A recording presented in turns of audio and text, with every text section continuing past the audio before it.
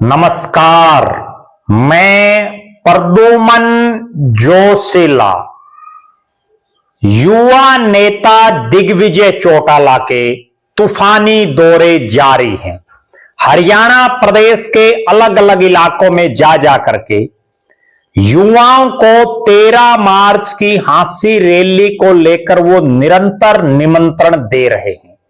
इसी कड़ी में वो पहुंचे अपने ननिहाल के विधानसभा क्षेत्र आदमपुर में। यह आदमपुर वो विधानसभा क्षेत्र है जहां से चौधरी देवीलाल ने भी विधानसभा का चुनाव लड़ा।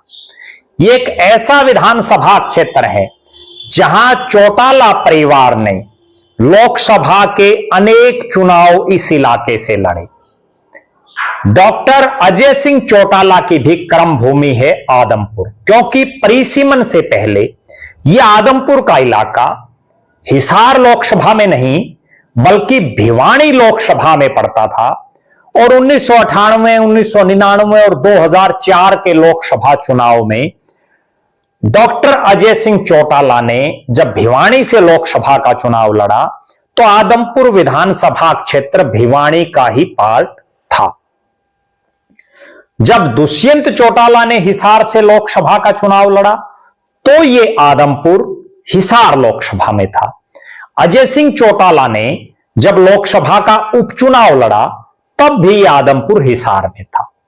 श्रीमती नैना चौटाला जो इसी आदमपुर हलके के दड़ोली गांव की बेटी हैं, उन्होंने भी जब लोकसभा का चुनाव लड़ा तो यह आदमपुर हिसार में था।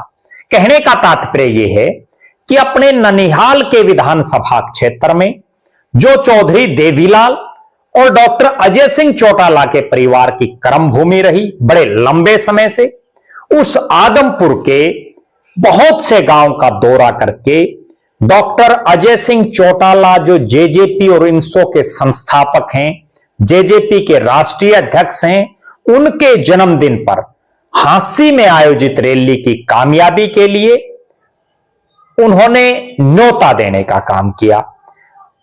इन गांव में यहां की जो समस्याएं हैं इस विधानसभा क्षेत्र की, भले ही इस इलाके से चौधरी भजनलाल का परिवार वर्षों तक विधायक रहा, अपने राजनीतिक जीवन में पहला चुनाव चौधरी भजनलाल का परिवार इस बार यानी 2024 में आदमपुर से हारा, उसके बावजूद बहुत सी समस्याएं ऐसी हैं जो आज भी मुंह बाएं खड़ी हैं। उनके समाधान को लेकर के दिग्विजय चौटाला ने प्रयास भी किए, भले ही वो सरकार में ना हो, लेकिन मैं अक्सर एक बात कहता हूं कि चौधरी देवीलाल के परिवार में इतनी ताकत आज भी है, भले ही वो सत्ता में हो ना हो, लेकिन फिर भी वो आम जनता के काम करवाना जानते हैं। उनको पता है कि आम जनता के दुख तकलीफात कैसे दूर होंगी। और उसी का एक उदाहरण दिग्विजय सिंह चौटाला ने, जो इस इलाके के गांव की समस्याएं थी उनको लेकर के भी तुरंत प्रभाव से अधिकारियों से बात करने का काम किया। अपने जनसंपर्क अभियान के तहत वो गांव भोडिया, कालीरामण, फ्रांसी, दुर्जनपुर, बीड़ एकेडमी, लाडवी, डोबी, गुड़साल, मोडाखेड़ा, चूड़ी कला और चूड़ी खुर्द, इन गांव का उन्होंने दौरा किया। हर गांव में भारी तादाद में नौजवान उनको सुनने के लिए उमड़े। खिलाड़ियों को लेकर के भी उन्होंने एक बहुत बड़ी महत्वपूर्ण घोषणा की इस दौरान।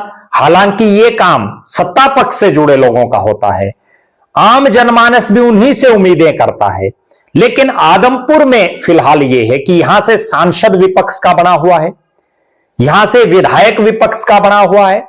सत्ता पक्ष में बैठे कुलदीप बिश्नोई और जो भव्य बिश्नोई, जो अभी सरकार में किसी पद पर नहीं है, वो बहुत कम आदमपुर विधानसभा क्षेत्र में आते हैं, कभी कभार दिखाई देते हैं। यही एक कारण है कि एक ऐसा शख्स जो ना विधायक है, ना सांसद है, ना जिसकी पार्टी का कोई सांसद है, ना कोई विधायक है, उससे भी इलाके की जनता डिमांड करती है खेलों को लेकर के, खेलों के सामान को लेकर के, और जिसको वो तुरंत प्रभाव से पूरा करने का वादा करते हैं। यही तो एक खासियत है दिग्विजय चौटाला की। मैं अक्सर कहता हूं कि राजनीति में दिग्विजय चौटाला यारों के यार हैं। वो जिस बात की घोषणा करते हैं उसको अमली जामा पहनाने का काम जरूर करते हैं। 13 तारीख की हांसी की रैली को लेकर के निरंतर हरियाणा प्रदेश के अलग अलग इलाकों में घूम घूम करके अब हर विधानसभा वाइज जो हांसी के आसपास की जो विधानसभाएं हैं उनके गांव गांव में जाकर के युवाओं को, आम जनमानस को इस रैली में पहुंच करके डॉक्टर अजय सिंह चौटाला को आशीर्वाद देने, डॉक्टर अजय सिंह चौटाला को जन्मदिन की बधाई देने, डॉक्टर अजय सिंह चौटाला के हाथ मजबूत करने और दुष्यंत चौटाला और दिग्विजय चौटाला का भविष्य में साथ देने के लिए आम नौजवानों से वो अपील कर रहे हैं, बुजुर्गों से आशीर्वाद मांग रहे हैं, माताओं से स्नेह और आशीर्वाद मांग रहे हैं। बहरहाल आप दर्शकों का क्या मानना है? हांसी रैली कैसी रहेगी? अपनी बेबाक राय जरूर रखें। दिग्विजय चौटाला की मेहनत को आप किस तरह से देखते हैं उस पर भी अपनी टिप्पणी कमेंट के माध्यम से जरूर रखें। हम निरंतर 13 मार्च की इस रैली तक आपको हर छोटी बड़ी अपडेट रैली से संबंधित देते रहेंगे। निरंतर आप हमारे साथ जुड़े रहें। बहुत बहुत धन्यवाद। आपका अपना प्रद्युमन जोशीला।